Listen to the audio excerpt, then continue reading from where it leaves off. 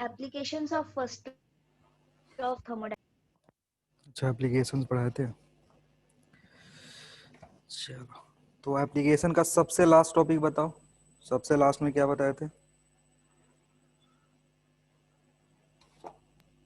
Work done by a diabetic process. Work done bye adiabatic process. चलो ठीक है।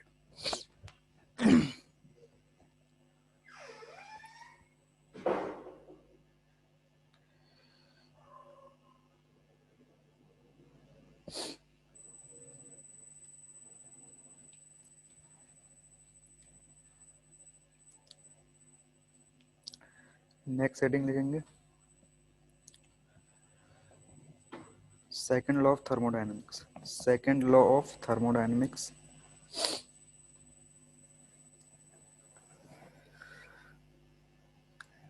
Second law of thermodynamics.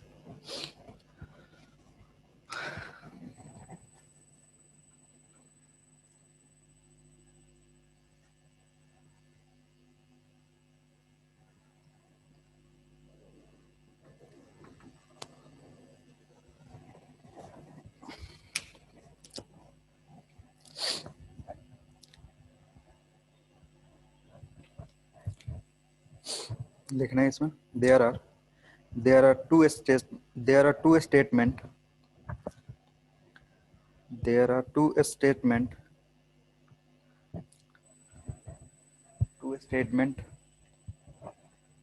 for second law of thermodynamics.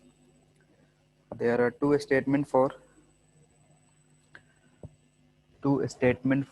second law of thermodynamics. Number one को बोलते हैं kelvin Planck statement.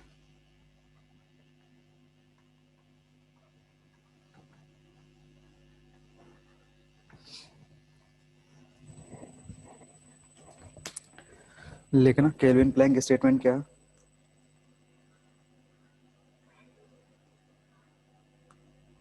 लिखो heat supplied to a given system heat supplied to a given system heat supplied to a given system cannot be heat supplied to a given system cannot be completely converted heat supplied to a given system cannot be completely converted into work cannot be completely converted into work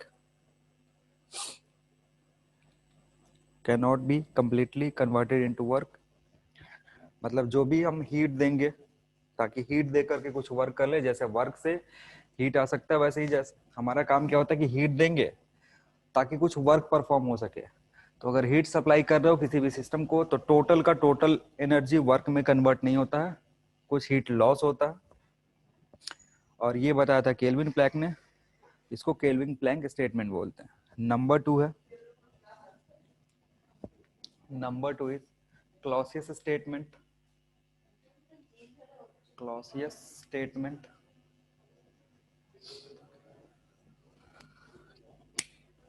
Clausius statement लिखना है इसमें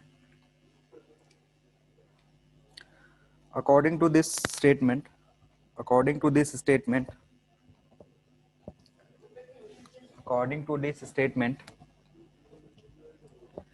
heat cannot be transferred from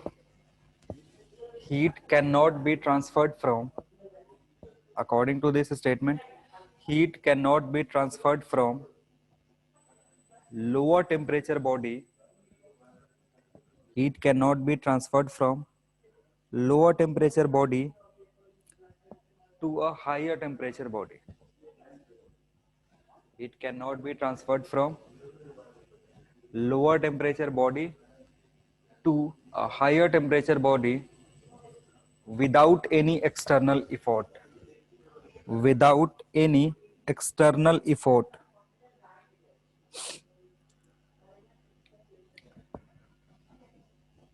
ठीक है। तो ये दूसरे वाले का मतलब है कि अगर एक बॉडी है लोअर टेम्परेचर पे और एक बॉडी है हायर टेम्परेचर पे।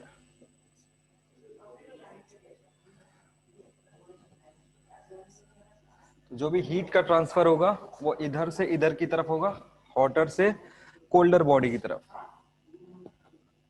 और अगर हीट इधर से इधर ट्रांसफर हो रहा है, लोअर से हायर की तरफ जा रहा है, तो इसका मतलब हम एक्सटर्नली कुछ इफोर्ट कर रहे हैं, यानी एक्सटर्नली कुछ प्रोवाइड कर रहे हैं जो भी सिस्टम है यहाँ पे, ताकि वो लोअर बॉडी से हायर बॉडी को हीट ट्रांसफर कर सके। ये अपने आप कभी नहीं होगा जब तक हम कोई इफोर्ट नहीं देंगे तब तक। ठीक है, तो ये था दूसरा स्टेटमेंट। इस दोनों स्टेटमेंट से पता चलता है कि जो भी प्रोसेसेस होने चाहिए वो किस टाइप के होंगे। लोअर से हायर पे जाना है तो तुमको कुछ एक्सटर्नल वर्क करना पड़ेगा, या फिर अगर हीट दे रहे हो किसी भी सिस्टम को तो वो कंप्लीट हीट को वर्क में कन्वर्ट नहीं कर सकता। नेक्स्ट लिखना, next heading, reversible and irreversible process. Reversible and irreversible process.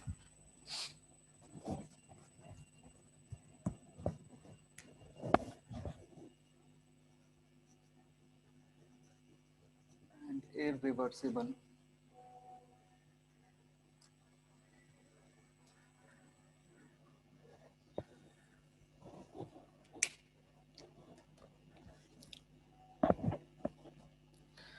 इसमें लिखना,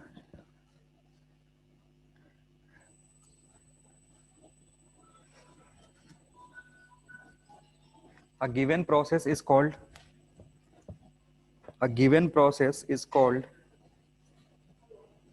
a given process is called reversible process.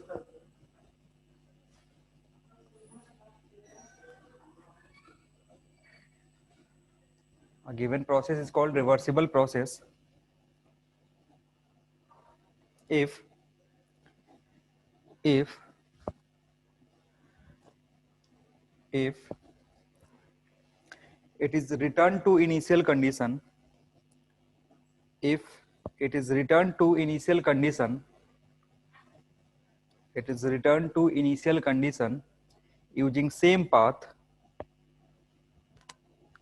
it is returned to initial condition using same path, there is there is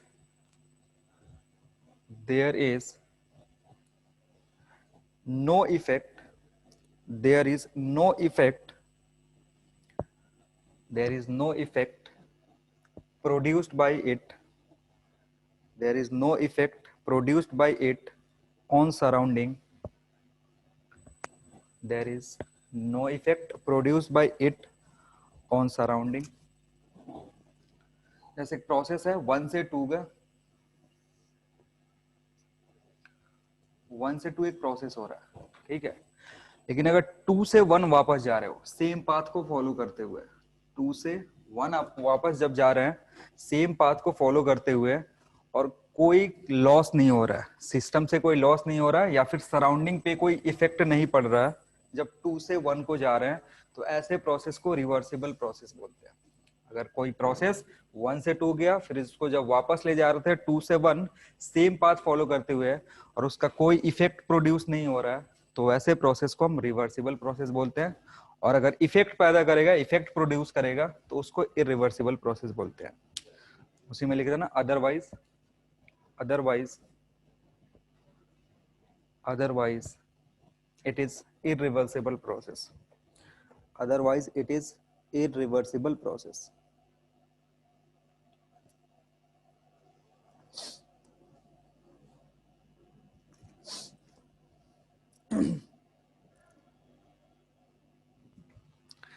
इसमें नीचे लिख देना a reversible process, a reversible process, a reversible process is denoted by, a reversible process is denoted by solid line, is denoted by a solid line, whereas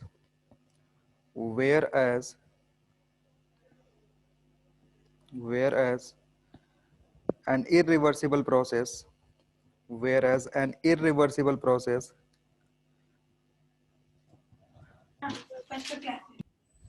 whereas an irreversible process is denoted by dashed or dotted line. Dashed और dotted line. तो जैसे अगर कोई process हो रहा है 1 से 2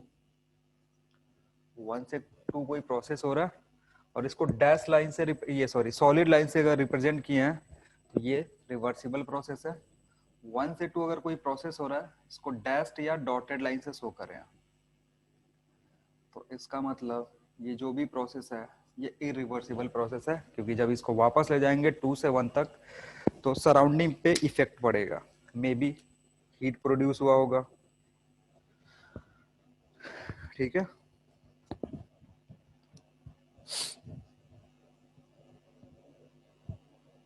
लिखना a reversible process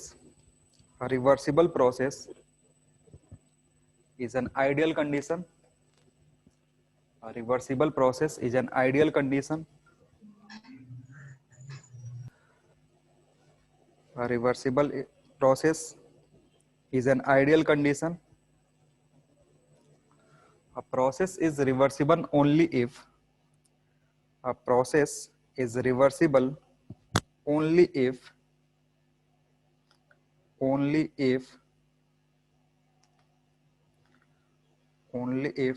it is quasi-static, only if it is quasi-QUA, quasi-static,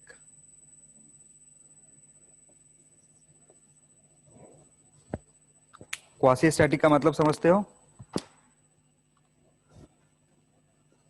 कोई भी प्रोसेस अगर क्वासी स्टैटिक होता है तो उसको रिवर्सिबल मान सकते हो। और क्वासी स्टैटिक प्रोसेस का मतलब समझते हो? What is quasi static process? इसके सामने ब्रैकेट में लिख लो, अ प्रोसेस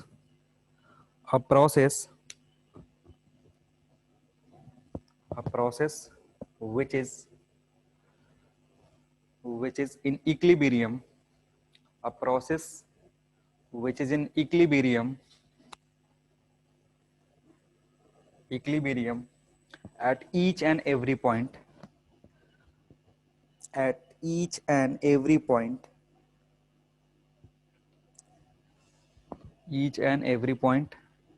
ब्रैकेट बंद कर लो। तो इसमें होता क्या है कि कोई भी प्रोसेस है, जैसे 1 से 2 जा रहा है,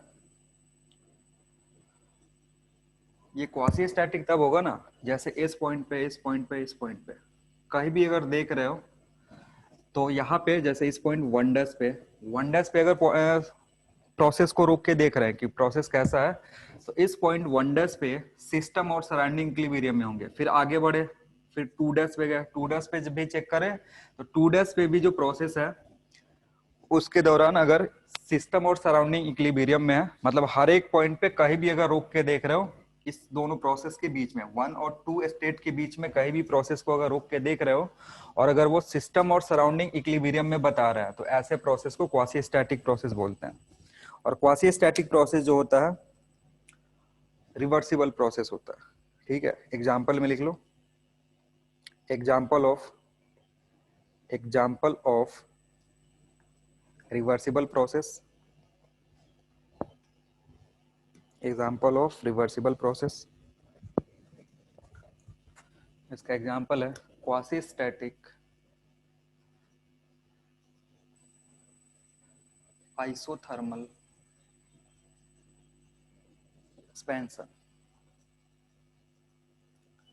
और क्वासी स्टैटिक प्रोसेस अचीव करने के लिए एक कंडीशन होता है कि प्रोसेस बहुत ही स्लो होना चाहिए, फास्ट नहीं होना चाहिए। फास्ट होगा तो हर पॉइंट पे सिस्टम सराउंडिंग के साथ इक्विलिब्रियम में नहीं रहेगा। तो क्वासी स्टैटिक प्रोसेस एक तो स्लो होता है बहुत ज्यादा, और हर पॉइंट पे कहीं भी किसी भी पॉइंट पे अगर जाकर के देखोगे तो वहां पे इक्विलिब्रियम होगा। तो रिवर्सिबल प्रोसेस का एग्जांपल है क्वासी स्टैटिक आइसोथर्मल एक्सपेंशन। मतलब अगर किसी गैस को स्लोली एक्सपैंड कर रहे हो और उसका टेम्परेचर कांस्टेंट रख रहे हैं, ठीक है ना, किसी गैस को क्या कर रहे हैं, स्लोली एक्सपैंड कर रहे हैं, टेम्परेचर कांस्टेंट रख रहे हैं, तो वो जो प्रोसेस होगा वो रिवर्सिबल होगा, क्योंकि जब उसको रिटर्न बैक करोगे सेम प्रोसेस से तो सराउंडिंग पे कोई इफेक्ट नहीं आएगा। ठीक है, नेक्स्ट लिखना example of irreversible process. Example of irreversible process, example of irreversible process लिखो, free expansion, free expansion, free expansion of a gas, free expansion of a gas. जैसे एक वैक्यूम चैम्बर है, उसमें ले जाकर के अगर अगर एक बलून को बस्ट करेंगे तो इस प्रोसेस को हम फ्री एक्सपेंशन बोलते हैं। तो जो भी गैस वहां से निकल करके वो वैक्यूम चैम्बर में फैलेगा, उसको अगर वापस कलेक्ट करोगे तो तुमको वर्क करना पड़ेगा एक्सटर्नली। तो एक्सटर्नल अगर सराउंडिंग पे इफेक्ट आता है तो उस प्रोसेस को इरिवर्सिबल नहीं बोलते। या फिर दूसरा एग्जांपल है इसका, mixing of two fluids, mixing of two fluids. Fluids में गैसेस की बात कर रहे हैं तो गैसेस पे ज्यादा ध्यान रखेंगे। मिक्सिंग ऑफ टू गैसेस, अगर दो गैस को मिक्स कर दे रहे हो तो ये जो मिक्सिंग प्रोसेस है ये इरिवर्सिबल होता है।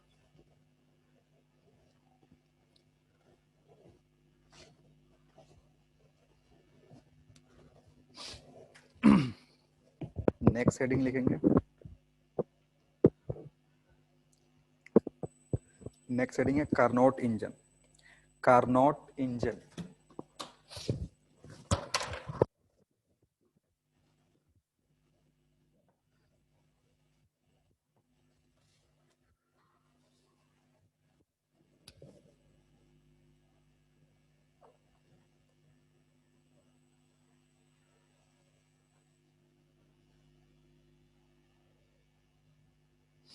Carnot engine.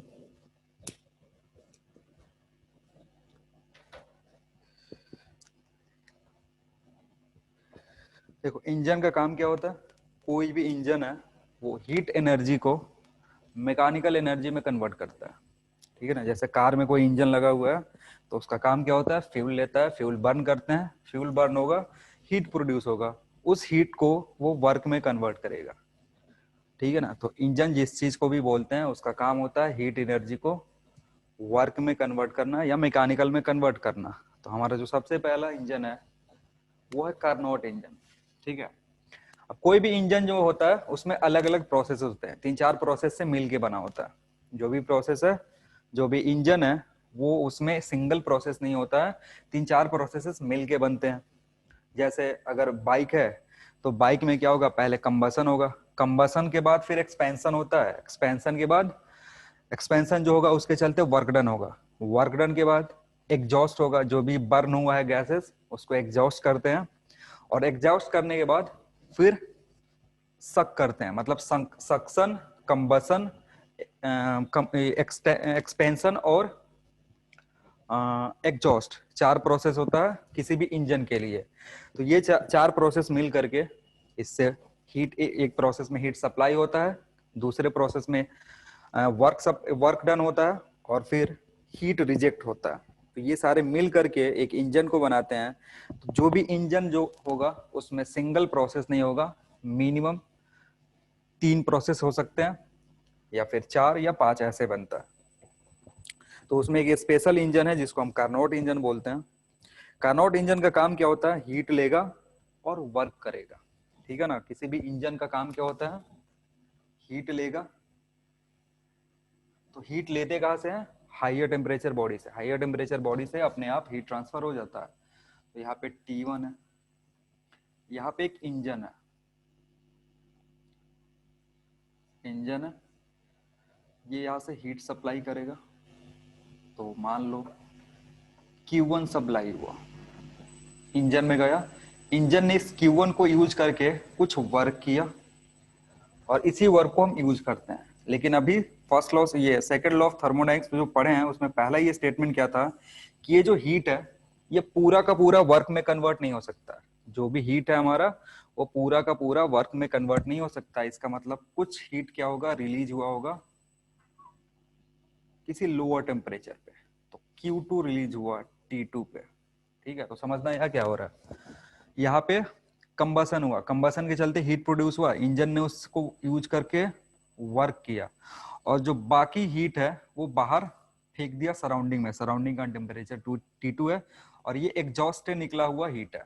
ठीक है ना, कभी बाइक चलेगा तो जो साइलेंसर को टच करते हैं ना वो गर्म क्यों हो जाता है, क्योंकि उधर से हीट रिजेक्ट हो रहा होता है Q2। ठीक है, तो उसका इंजन कुछ और होता है। हम जो इंजन पढ़ लेंगे आइडियल इंजन है, इसमें ये इतना ज्यादा कॉम्प्लिकेटेड है नहीं लिखना। इसमें लिखो इसमें, a Carnot cycle a Carnot cycle consists of a Carnot cycle consists of a Carnot cycle consists of four processes, four processes,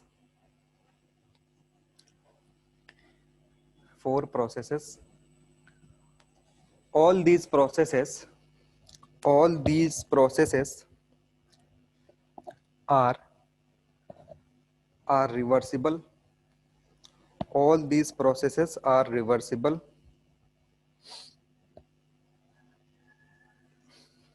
ठीक है, it consists of it consists of it consists of two isothermal it consists of two isothermal and it consists of two isothermal and two adiabatic processes. It consists of two isothermal and two adiabatic processes.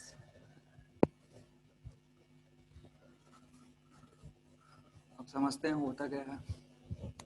देखो, कोई भी process है उसको PV diagram पे plot कर सकते हैं। अगर कोई भी प्रोसेस है तुम्हारे पास तो उस प्रोसेस के लिए पी वर्सेस वी डायग्राम बना सकते हो। जैसे अगर प्रोसेस है, मैंने बोला जैसे इंजन है वो एक से ज्यादा प्रोसेस से बनेगा, तो जो भी प्रोसेस होंगे इस पीवी पे प्लॉट कर सकते हैं। पीवी एक्चुअली बताता क्या है कि जब प्रोसेस हम कर रहे थे उसके दौरान या ड्यूरिंग द प्रोसेस पी और वी में रिलेशन क्या है। तो मैंने बोला कि पी और वी का रिलेशन हम कैसे निकालेंगे, वो बताया होगा कि प्रोसेस कैसा है, या तो आइसोथर्मल हो सकता है, या तो एडियाबेटिक हो सकता है, या फिर कांस्टेंट प्रेशर कांस्टेंट वॉल्यूम। लेकिन कार्नोट साइकिल जो था उसने क्या बोला कि हम जो चार प्रोसेस ले रहे हैं उसमें दो आइसोथर्मल है, दो एडियाबेटिक है। तो आइसोथर्मल का अगर ग्राफ प्लॉट कर रहे हैं, आइसोथर्मल का ग्राफ कुछ ऐसे होता है, 1 से 2। ठीक है, 1 से 2 गए तो ये एक प्रोसेस हुआ, चार कंसिस्ट करता है, तो 1 से 2 गए, फिर 2 से 3 गए, उसके बाद 3 से 4 गए, और 4 से फिर वापस आए 1 पे।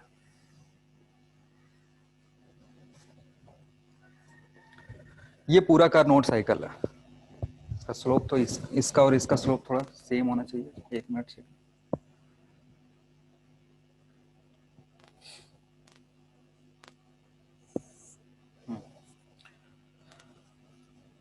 तो कार्नोट साइकिल में होता क्या है, 1 से 2 पे जाता है, फिर 2 से 3 पे, 3 से 4 पे, 4 से 1 पे, ये पूरा एक इंजन कंप्लीट कर देता है। ठीक है, इसको बोलते हैं कार्नोट साइकिल। तो जो भी इंजन है ना कार्नोट इंजन, उस इंजन के अंदर ये सारे प्रोसेसेस होंगे, जिसमें इंजन 1 से 2 पे जाएगा, 2 से 3 पे जाएगा, 3 से 4 पे, 4 से 1 पे। ये 1 2 3 4 ये है क्या, स्टेट्स है, अलग अलग स्टेट कि कहाँ कहाँ कौन सा प्रोसेस हो रहा है। मतलब 1 से 2 जा रहा है, फिर 2 से 3 जाएगा, इसके अंदर प्रोसेस हो रहे हैं। इसको बोलते हैं कार्नोट साइकिल। साइकिल इसलिए बोलना है क्योंकि 1 से चले फिर 1 से वापस आ गया।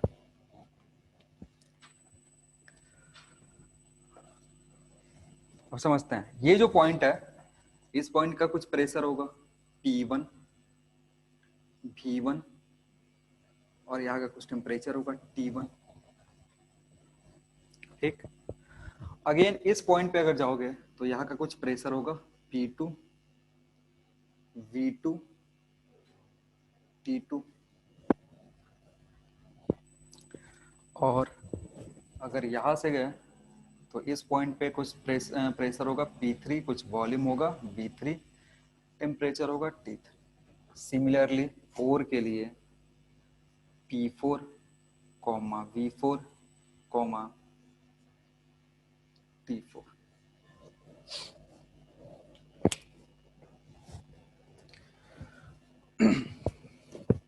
अब कार्नोट ने एक्सप्लेन किया कि इसमें कौन सा प्रोसेस आइसोथर्मल है, कौन सा प्रोसेस एडियाबेटिक है, क्योंकि उसने बताया कि दो ही प्रोसेस कंसिस्ट कर रहे हैं।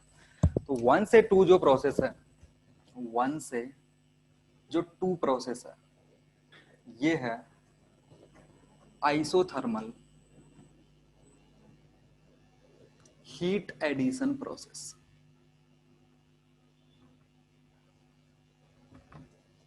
मतलब 1 से 2 पे क्या हो रहा है, इंजन को हीट सप्लाई किया जा रहा है। 1 से 2 इंजन को हीट सप्लाई कर रहा है। कंडीशन क्या है, आइसोथर्मल होना चाहिए, मतलब टेम्परेचर कांस्टेंट रहना चाहिए, टेम्परेचर चेंज नहीं होना चाहिए, इसलिए इसको बोलना है आइसोथर्मल हीट एडिशन प्रोसेस। तभी ये रिवर्सिबल हो सकता है। आइसोथर्मल प्रोसेस क्या होता है, रिवर्सिबल होता है। अगर क्वासी स्टैटिक आइसोथर्मल प्रोसेस है तो वो रिवर्सिबल होता है। और हमें कार्नोट साइकिल के लिए सारे के सारे जो प्रोसेस होने चाहिए वो कैसे होने चाहिए, वो होने चाहिए रिवर्सिबल। तो इधर हीट एडिशन हुआ, यानी 1 से 2 में हम क्या कर रहे हैं, हीट सप्लाई कर रहे हैं 1। और यहाँ पे जो T1 और T2 की वैल्यू है वो बराबर हो जाएगी। T1 is equal to T2। 1 से 2 जब जा रहे हैं तो टेम्परेचर इक्वल है और इसमें हीट सप्लाई हुआ। डायग्राम बनाया था ना ऐसा कुछ इस तरीके का, ठीक। नेक्स्ट जो है 2 to 3। 2 to 3 क्या होता है, ये है adiabatic process, adiabatic expansion. Expansion इसको इसलिए बोलना कि इसमें वॉल्यूम इंक्रीज करा, V2 से V3 का एडियाबेटिक एक्सपेंशन। और ये होता है work is done by the engine.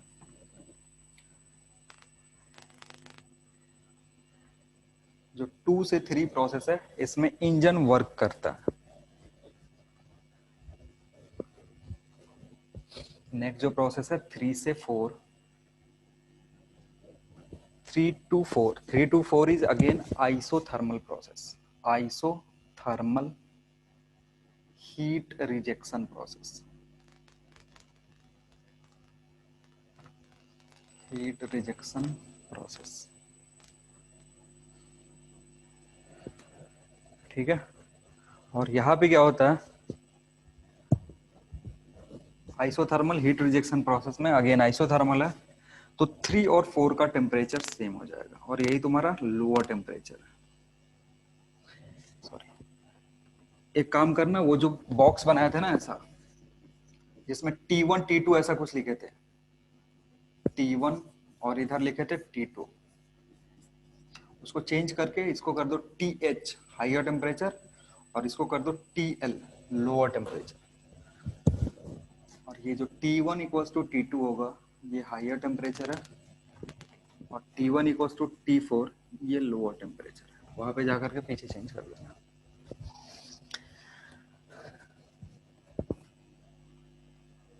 और फिर 4 से जब 1 वापस आएगा, 4 से 1 वापस आ रहा है, 4 से 1 जब वापस आता है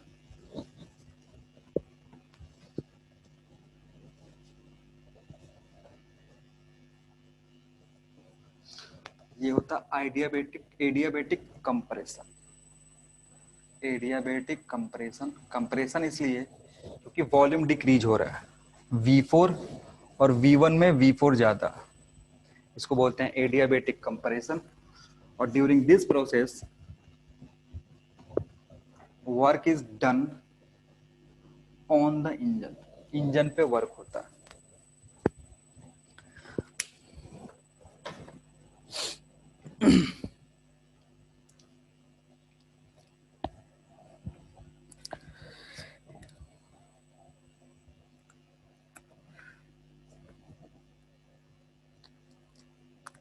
ठीक है,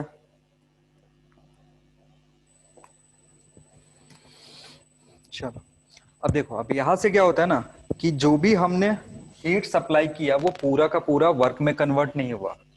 तो ऐसे केस में हम बात करते हैं इफिशियंसी की।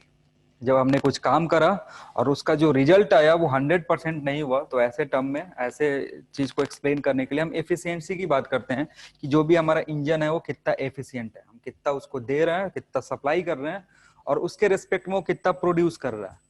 तो हम क्या करते हैं, इफिशियंसी डिफाइन करते हैं।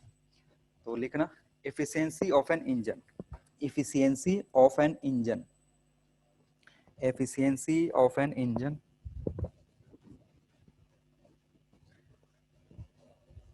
लिखना, इसको रिप्रेजेंट करते हैं नीटा से, एफिशिएंसी ऑफ एन इंजन नीटा से रिप्रेजेंट करते हैं। लिखना it is ratio of, it is ratio of, it is ratio of work done by an engine, it is ratio of work done by an engine to amount of heat supplied, to amount of heat supplied to the engine. Ratio of work ratio of work done by the engine to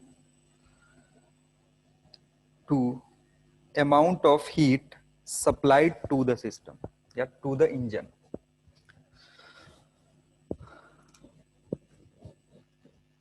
That is work done by heat supplied, कितना heat हमने दिया और कितना work हुआ, इसको efficiency बोलते हैं।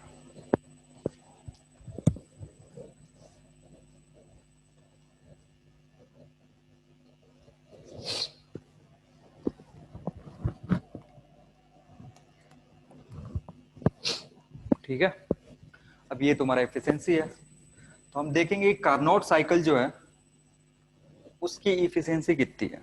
जो भी हमारा कार्नोट साइकिल है उसकी इफिशियंसी कितनी है वो हमें कैलकुलेट करना है। तो देखो वर्क डन, वर्क डन कौन से प्रोसेस में हो रहा था, 2 से 3 में, यहां से वर्क बाहर आ रहा था।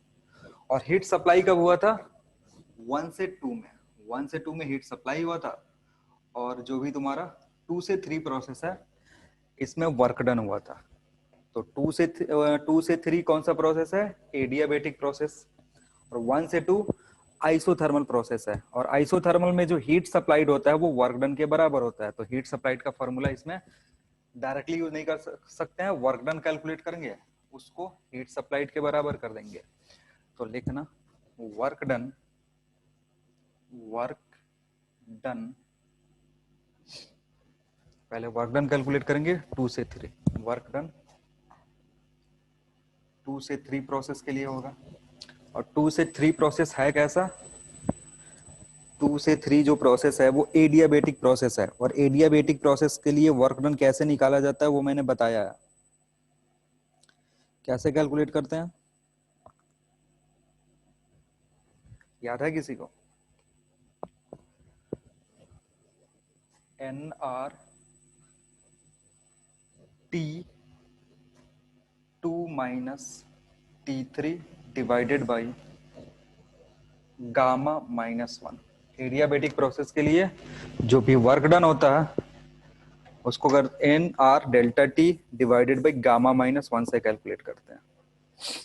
तो ये हो गया वर्क डन जो 2 से 3 प्रोसेस के लिए हो रहा है। नेक्स्ट हीट सप्लाई कितना हो रहा है वो कैलकुलेट करना। तो हीट सप्लाई कैसे निकालोगे, हीट सप्लाई हो का रहा है 1 से 2 में हो रहा है। तो 1 से 2 में हीट सप्लाई जो होगा Q1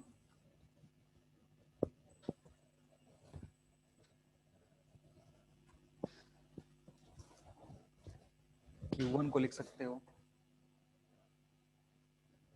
Q1 जो होगा वो W1 के बराबर होगा। क्योंकि आइसोथर्मल प्रोसेस के लिए Q डायरेक्टली नहीं निकाल सकते, वर्क के हेल्प से निकालना पड़ेगा।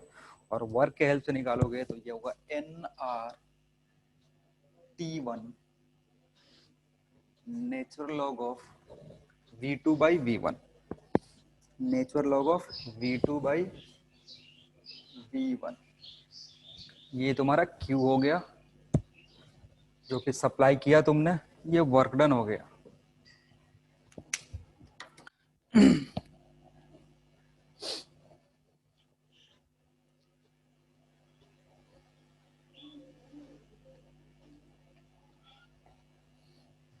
ठीक है, और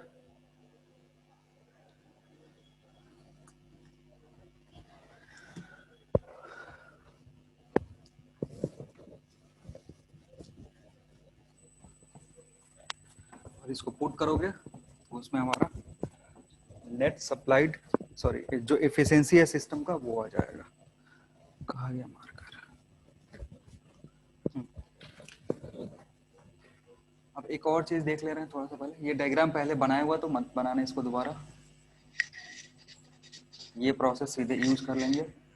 हायर टेम्परेचर था, इधर लोअर टेम्परेचर था, ये Q1 सप्लाई कर रहा था, इसके चलते वर्क डन हो रहा था, और Q2 जो है वो क्या हो रहा था, सिस्टम से बाहर जा रहा था।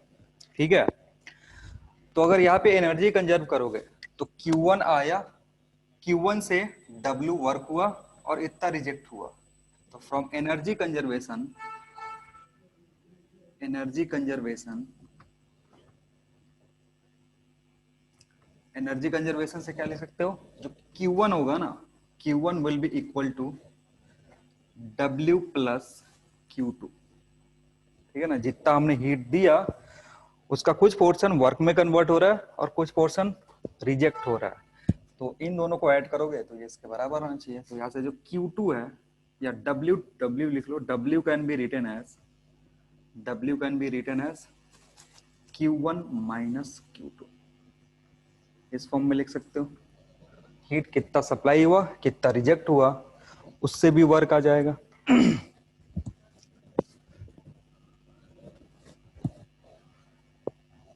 तो अगर हम Q2 निकालते हैं, Q2 जो हो रहा था, जो हीट रिजेक्ट हो रहा था, वो हो रहा था 3 to 4 प्रोसेस में, सॉरी 4 to 1 प्रोसेस में।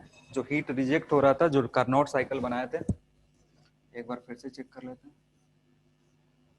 एक बार यहाँ पे हीट सप्लाई हो रहा था Q1 और यहाँ से हीट रिजेक्ट हो रहा था Q2, यानी 3 to 4 प्रोसेस में। तो 3 to 4 प्रोसेस के लिए Q2 की वैल्यू निकालोगे तो Q2 will be how much, वो भी W2 के बराबर होगा, NR T3 कोई भी टेम्परेचर ले सकते हो, सेम है, divided by V4 minus V3।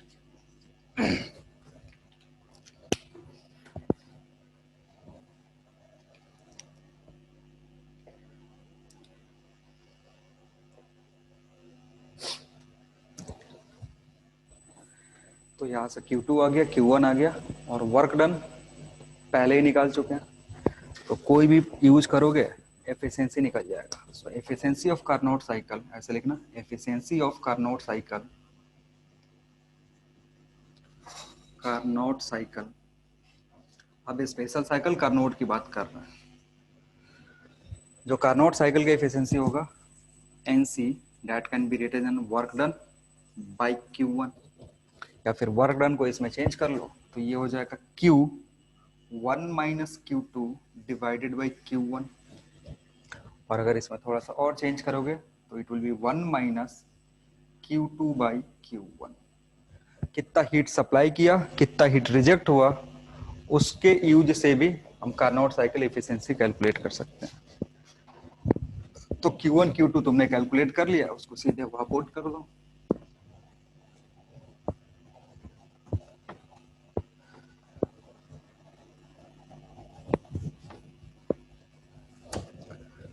NC जो होगा, NC can be written as 1 minus Q2 की वैल्यू है NR T3, natural log of V4 by V3 divided by NR T1, natural log of V2 by V1।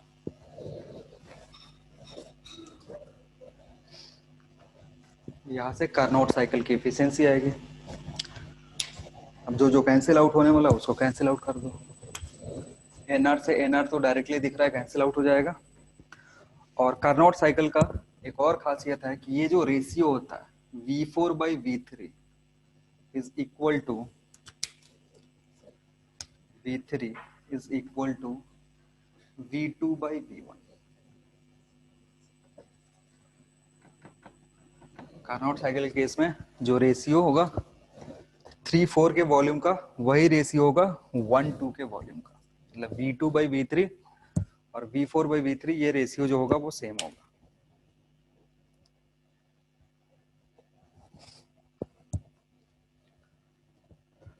और जब इसको रख के simplify करोगे तो जो एफिशिएंसी आएगा Carnot efficiency that will be 1 minus T3। T3 के नीचे सामने लिखेंगे TL। L का मतलब है टेम्परेचर एट लोअर बॉडी, और T1 की जगह लिख सकते हैं TH, ये है टेम्परेचर ऑफ हायर बॉडी। तो कार्नोट एफिशिएंसी जो है that can be written as, या तो इधर से कैलकुलेट कर लो 1 माइनस Q2 बाई Q1 से, या फिर इधर से कैलकुलेट कर लो अगर टेम्परेचर पता है तो NC is equal to 1 minus TL by TH। L जो है वो हायर सॉरी TL का मतलब है लोअर टेम्परेचर, TH का मतलब है हायर टेम्परेचर।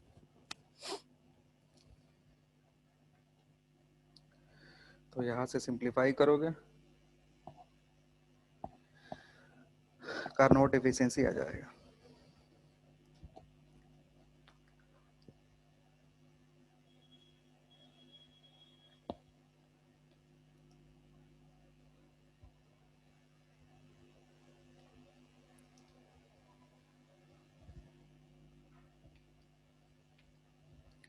हो गया?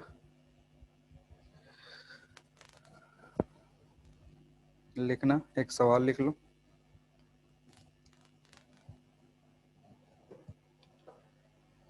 A system a system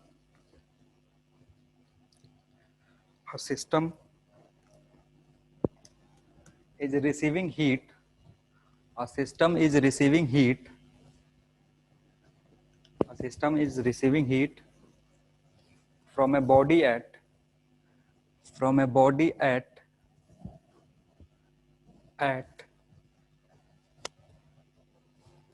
from a body at 327 degrees Celsius, from a body at 327 degrees Celsius, receiving heat from a body at 327 degrees Celsius, and after performing some work and after performing some work it is rejecting heat. After performing some work it is rejecting heat at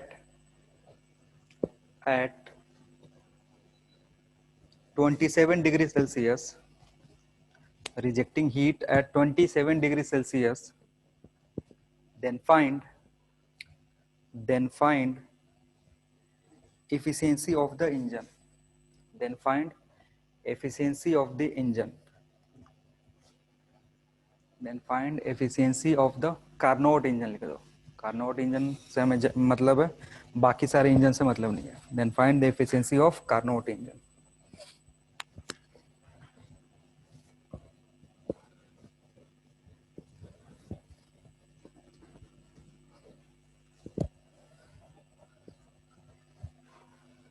तो जहां से energy receive कर, जहां से heat receive कर रहा है वो हायर टेम्परेचर है, जहां पे हीट रिलीज कर रहा है वो लोअर टेम्परेचर है। और ध्यान देंगे कि डिग्री सेल्सियस में पुट नहीं करेंगे। TH जो होगा that will be equal to 327 plus 273 Kelvin में पुट करेंगे हमेशा। TH की जो वैल्यू होगी उसको डिग्री सेल्सियस में नहीं रखेंगे, केल्विन में पुट करेंगे, तो केल्विन में पुट करोगे तो ये हो जाएगा 600 केल्विन। वैसे ही अगर टीएल कैलकुलेट करोगे, टीएल इज 27 प्लस 273, इसको भी केल्विन में कन्वर्ट कर लेंगे। कभी भी कार्नोट साइकिल का जो इफिशिएंसी है उसमें जो टेम्परेचर पुट करते हैं वो डिग्री सेल्सियस में नहीं पुट करेंगे, तो दिस विल बिकम 300 केल्विन। तो अगर इफिशिएंसी निकालोगे that would be 1 minus 300 divided by 600, 1 minus 1/2, 1/2। और जनरली एफिशिएंसी को हम परसेंटेज में रिप्रेजेंट करते हैं, तो ये होगा 1/2 इंटू 100, मतलब 50%। यानी जितना हीट दोगे उसका 50% ही वो वर्क में कन्वर्ट कर पाएगा।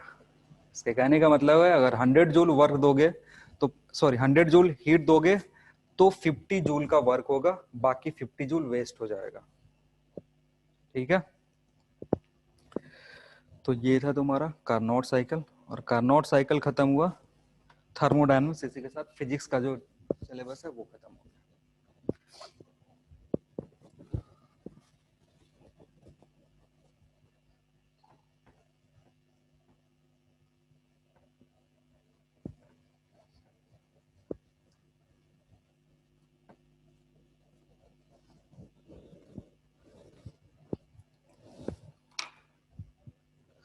नेक्स्ट जो हमारा चैप्टर है वो है, जो तुम्हारा हीट चैप्टर जब शुरू हुआ था, कैलोरीमेट्री के पहले कौन सा चैप्टर पढ़ाए थे? कैलोरीमेट्री स्टार्ट करने से पहले कौन सा चैप्टर पढ़ाए थे? आवाज आ रही है? चलो नहीं आ रही है तो नेक्स्ट हेडिंग लिखो kinetic theory of gas. Kinetic theory of gas.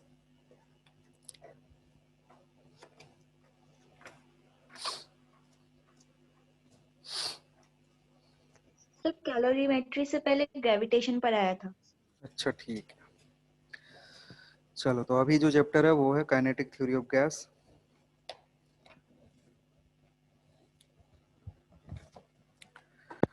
लिखना, पहला हेडिंग होगा assumptions of kinetic theory।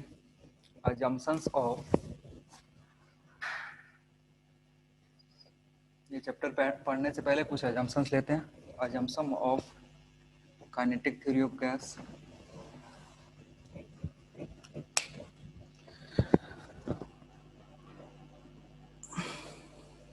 लिखना, every gas consists of, every gas consists of, point wise लिख लो, number 1 point, every gas consists of small particles, extremely small particles।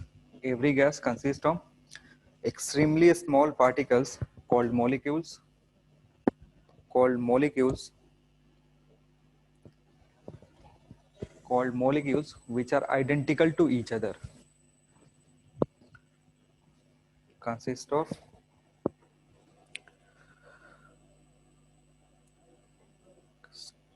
of extremely small particles known as molecules which are identical to each other and and are rigid, are rigid, spherical and shape, are rigid, spherical and in shape, are rigid and spherical in shape,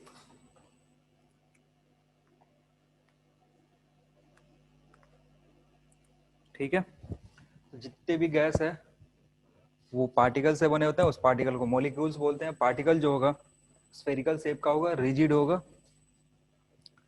next assumption लिखना, next assumption है volume of molecules या volume occupied by molecules, volume occupied by molecules is negligible, is negligible, is negligible, is negligible in comparison to, is negligible in negligible in comparison to volume of container in which they are placed. Volume of container in which they are placed. तो volume जो container का है और volume जो molecules का है, जैसे ये एक कंटेनर है, इसमें मॉलिक्यूल्स कहीं कहीं होते हैं, ठीक है। तो वॉल्यूम ऑफ कंटेनर कैलकुलेट करो और इस एक मॉलिक्यूल का वॉल्यूम निकाल करके उसमें पूरे नंबर से अगर मल्टीप्लाई करोगे, कितना नंबर ऑफ पार्टिकल्स है अगर मल्टीप्लाई करोगे, तो जो पार्टिकल्स का वॉल्यूम आएगा और जो कंटेनर का वॉल्यूम होगा उसको कंपेयर करोगे तो बहुत ज्यादा लार्ज डिफरेंस आएगा। नेक्स्ट पॉइंट लिखना, molecules of gas molecules of a gas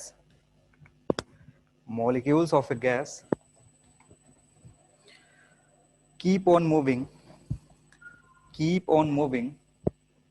molecules of gas keep on moving randomly in all possible directions. Keep on moving in all possible directions. तो जितने भी मॉलिक्यूल्स हैं उसका कोई ऐसा पर्टिकुलर डायरेक्शन नहीं है कि सारे के सारे मॉलिक्यूल्स इधर मूव कर रहे हैं या सारे के सारे इधर मूव कर रहे हैं। ऐसा कोई फिक्स नहीं होता है कि सारे एक्स एक्सिस की तरफ जा रहे हैं, सबके सब वाई की तरफ जा रहे हैं, जेड की तरफ। रैंडम कहीं भी कोई भी मॉलिक्यूल जा सकता है। मतलब अगर ये मॉलिक्यूल इधर जा रहा है तो मे बी ये इधर जा सकता है, ये इधर जा सकता है। जो डायरेक्शन है उनके मोशन का, जो वेलोसिटी है वो रैंडम होता है, इधर भी जा सकता है, ठीक है। नेक्स्ट लिखना, collision between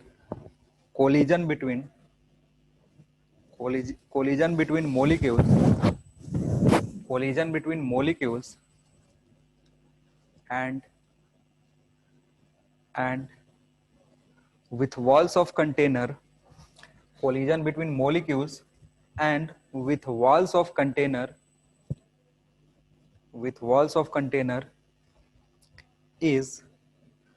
is perfectly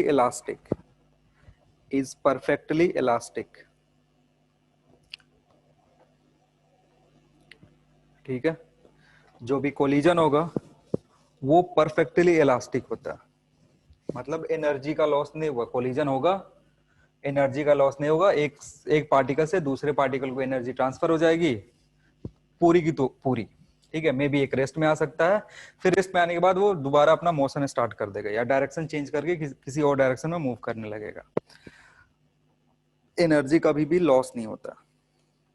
next है, next point, there is no interaction bracket में लिख देना, gravitational, there is no interaction bracket में लिखना है gravitational, comma electrostatic, gravitational comma electrostatic और magnetic attraction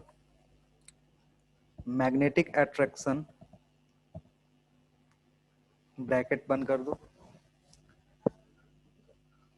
there is no interaction, interaction किस किस टाइप का होता है, या तो ग्रेविटेशनल अट्रैक्शन हो सकता है या रिपल्सन हो सकता है, सॉरी ग्रेविटेशनल अट्रैक्शन हो सकता है, या फिर इलेक्ट्रोस्टैटिक अट्रैक्शन या रिपल्सन हो सकता है, या फिर मैग्नेटिक रिपल्सन या अट्रैक्शन हो सकता है।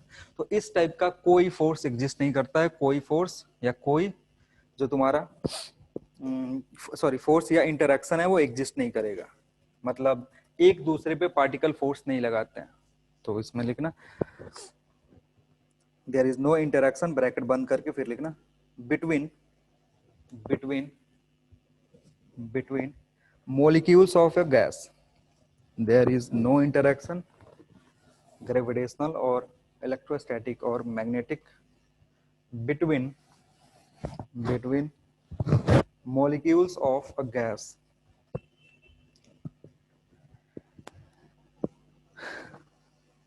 ठीक है, नेक्स्ट लिखना, नेक्स्ट पॉइंट, डेंसिटी डेंसिटी